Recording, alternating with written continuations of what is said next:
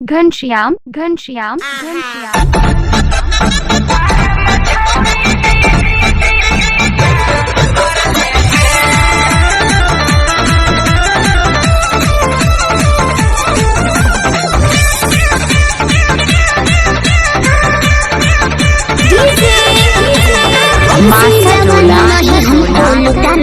कुछ दिन बाद ससुराल मुझे जाना है, पंचिम जवान नहीं हमको लुटाना है। कुछ दिन बाद ससुराल मुझे जाना है। शादी से पहले पूरा अरमान कर लेंगे, शादी से पहले पूरा अरमान कर लेंगे।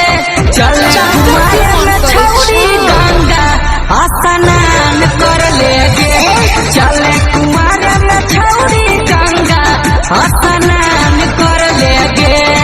डर लगता है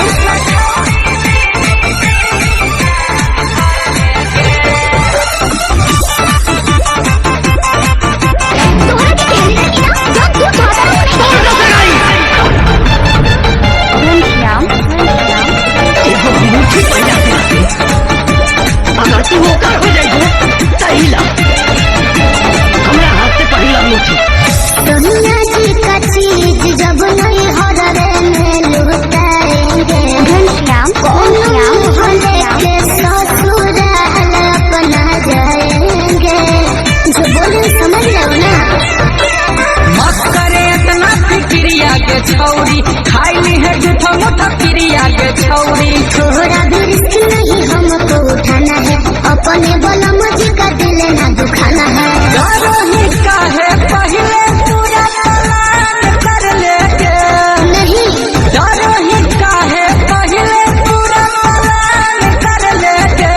चल कुआरे में छौरी गंगा स्नान कर लेंगे, चल कुआरे में छौरी गंगा स्नान कर लेंगे।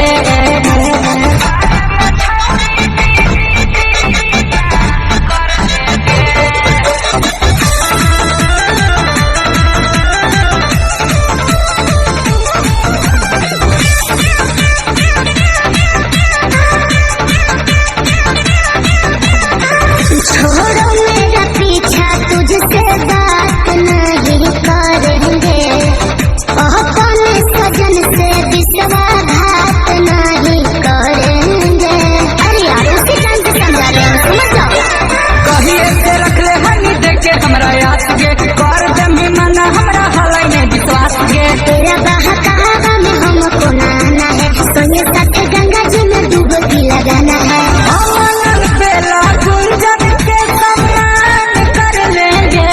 अच्छा जी अमन बेला गुंजन के सम्मान कर लेंगे। चले कुआरे में छौरी गंगा स्नान कर लेंगे, चले कुआरे में छौरी गंगा स्नान कर लेंगे। अच्छा ठीक है, सोच के बता।